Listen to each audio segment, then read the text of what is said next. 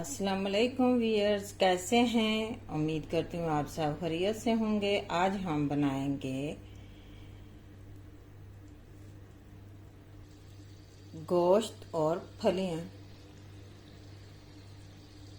बनाना शुरू करते हैं। ये खाने के 3 चम्मच मैंने कुकिंग ऑयल लिया। कुकिंग ऑयल गर्म हो गया। अब हम इसमें डालेंगे ऑनियन, यानी कि प्याज।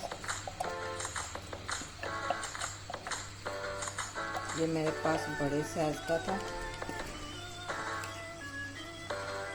एक अदद।